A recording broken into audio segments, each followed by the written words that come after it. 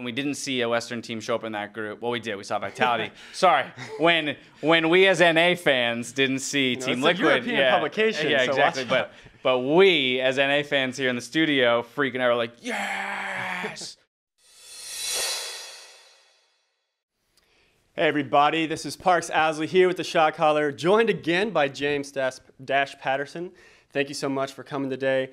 Thank you, man. It's early in the morning. Super early in the morning. Already starting the sleep schedule change. Yep.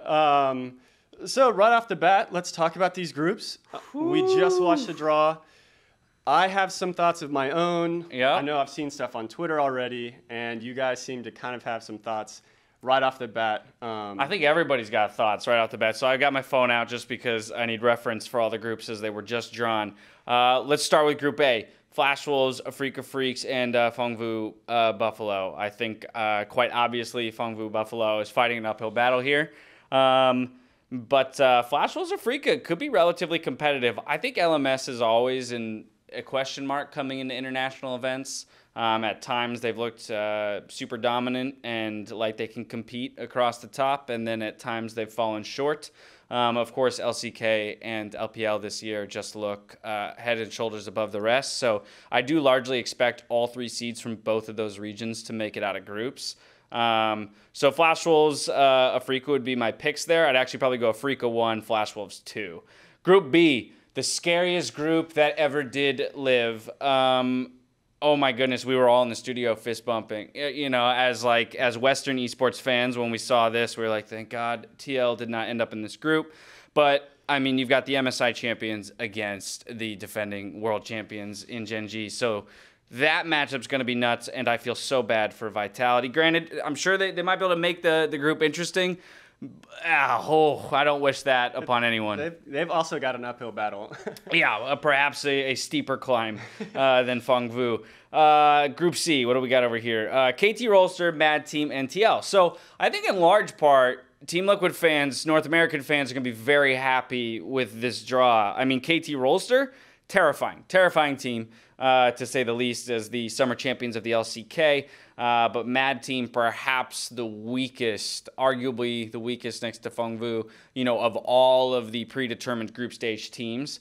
And so I think the expectation would be for Team Liquid to get second here, barring something like EDG, right? Yeah. So, of course, you still have the playing teams that can slot in. EDG getting into that group makes things a little scary, but overall, a good draw. And then the final group, Group D, is Fnatic, 100 Thieves, and IG. I mean, this will be an interesting group just because, again, IG, LPL team, all the LPL teams look very strong right now. Whereas 100 Thieves, even though they're our second seeded team from North America, I think many would say looks like the weakest seed coming out of North America at the moment, behind Cloud9 actually. And so I do worry if you're a North American fan or 100 Thieves fan about this group.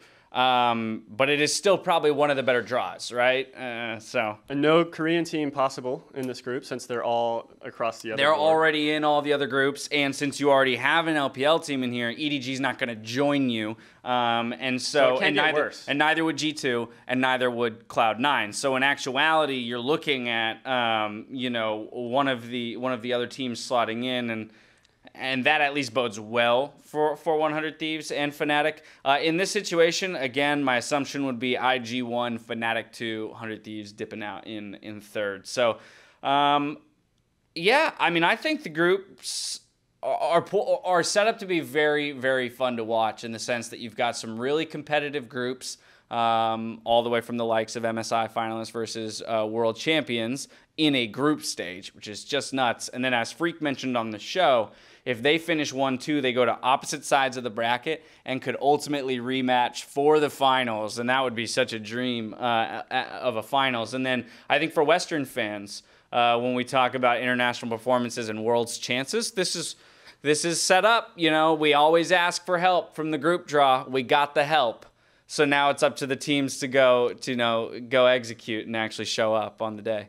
Big thanks to Flame for that one. Yeah, for real, man. He was a trooper, showing up early this morning and drawing some good stuff for our region. So I want to ask then, we've talked about the LPL and the LCK, of course, Group B.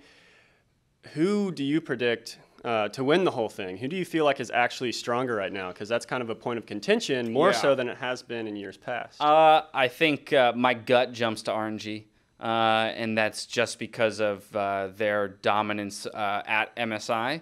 The fact that I don't necessarily think the game has changed, wildly or gone in such a direction that their play style from that international tournament can't carry over. As long as Uzi's healthy and the team's playing well around him, I think there's a very high likelihood that they walk away with it. But of course, you cannot ignore any of the Korean teams. KT Rolster looking strong. Gen.g, of course, kind of returning to form right at the end there, scraping in through the gauntlet. But they are no strangers to the world stage, and I think that to some degree will work in Korea's benefit, both that they're playing in their home country, but also a lot of those teams have far more experience at the highest of high levels that they will probably execute there.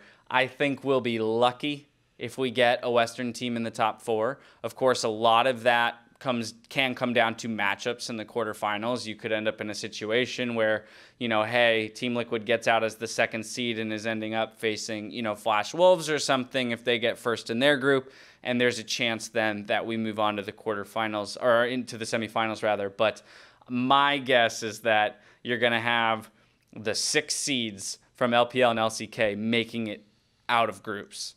3 from each region. So then you're left with 2 more remaining spots in quarters, and they would likely go to either Flash Wolves, Team Liquid, Fnatic, one of those squads. So it will be tough for the Western squads, of course. I think watching the Gen.g versus RNG might give us some kind of understanding of the 2 regions' strengths. So I'll definitely be looking forward to that game. Yeah, just the fact that they're together is just really fun. I mean, it was. We were all, I think, pumping our fists for multiple reasons. One, because it meant, when we didn't see a Western team show up in that group. Well, we did. We saw Vitality. Sorry, when we as NA fans didn't see Team it's Liquid. A European publication. Yeah, so exactly. But we as NA fans here in the studio freaking out, were like, yes. Yeah, I think not only were we excited about the draw for us, as a region, we were also just excited that we're going to get to see that matchup, because there's no guarantee you'd see that matchup otherwise, right? Even if they ended up in different groups, one of them gets knocked out in quarters and they're not facing each other, and you never get to see that matchup. So the fact that we'll get to see them play each other at least twice in the group stages is pretty sweet. That is really fun. I want to switch gears really quickly. I want to talk about franchising. Okay. It's been a year since we have had this system. There's been talks about what it's been good for us, what's maybe a drawback.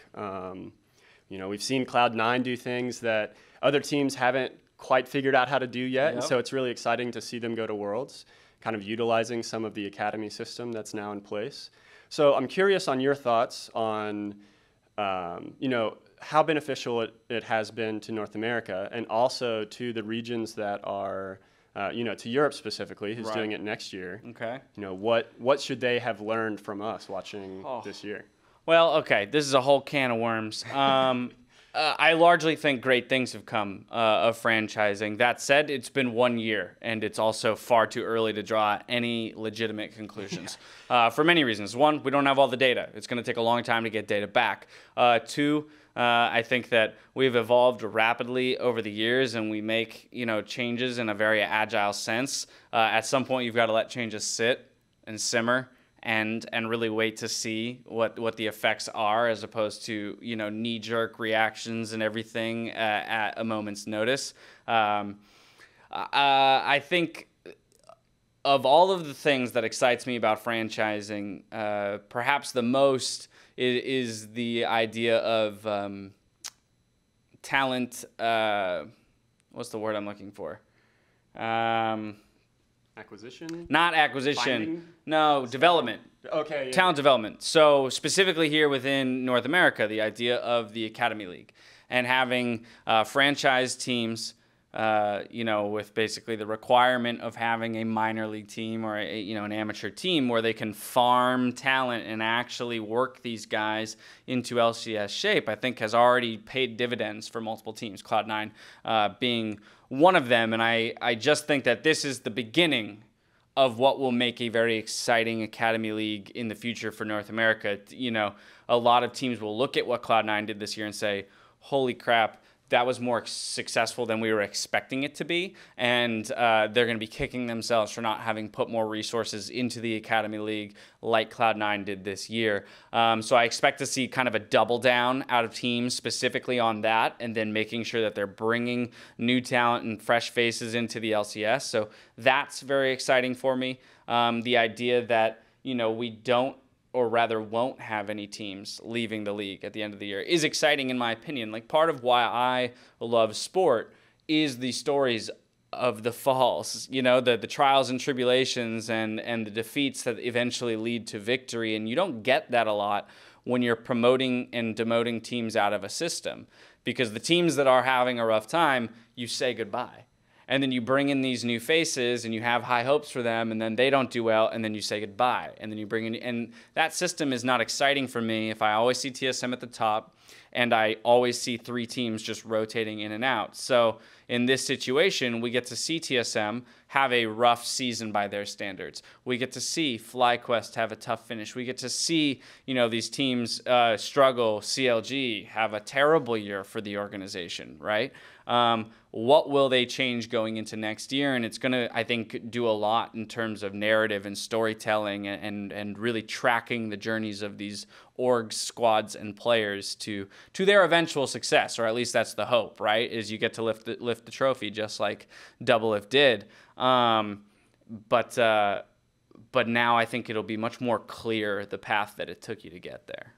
I like that answer, and you can't have the Browns winning a game after 600 days, right? 20 months or whatever, yeah. Right? And that's such a huge story and a huge headline. And imagine if we had said to that team, "Sorry, you know, 0-16, you're out of the league," yep. Right? Like, what? That's not, you know, and this is not to invalidate the system we had before. I think that the system we had before worked in the time that it was used, and that we've just grown and evolved to a different place. And yeah, I've been very pleased with what has come of franchising so far. I am curious to see what happens in the off season as, you know, we converse both within our team, you know, at Riot, with the owners, the players, and the world at large, the viewer base. You know, what did you like, what did you not like, and what can we change moving forward? But ultimately, I was a fan of the 2018 season. As was I, and I am also curious to see the European franchising meta and how that develops as well. Right. We're running out of time. Quickly before we go, we didn't get to kind of circle back to something that we talked about a little bit last time. All right. Your acting career. Woo. I've got so many questions after the last video. People are like, wait, you just baited us. You didn't actually ask. So you've mentioned before, years ago, you still might want to be an actor. So what are your thoughts now? Oh, my goodness. They're still very much that. You know, I have said that how I found myself in this job was very serendipitous, very unplanned, very coincidental. And in that same line of thinking, I owe it to myself to not plan ahead. Again, I grew up being a person to plan. I had a very clear image in my head of what I would be when I, you know, grew up and at what ages I'd hit different benchmarks. And then I very quickly realized I wasn't going to hit any of those benchmarks, or, you know, none of my plans were going to fall into place, but that was okay. And I'm happier for it because look where I am. But by the same token, I can't sit here and say, in 5 years, I will be an actor again, because I'm doing myself another disservice. So acting is something I miss. I love playing characters. It is a different outlet than that of broadcasting, you know, being here live and just, you know, very much a broadcast version of myself with my own opinions and my own knowledge of the game versus just being Joe Schmo, you know, on X TV show. They're just two completely different lines of work, even though they're both in the entertainment industry. And so open to it, would love to go back to it at some point. Don't have any plans as of yet, but I did dedicate you know, what was it, 17 years of my life or more to it. So I feel like I should go back at some point. Well, this is a great story to, you know, just follow your dreams, figure out what happens. We'll see. So even if you don't hit all of your benchmarks, it's fine because you could just end up like Dash. Yeah, sure. I don't know if that was the takeaway. I mean, the takeaway, if anyone's looking for a takeaway, is just to be open to opportunity, because that's more what it was.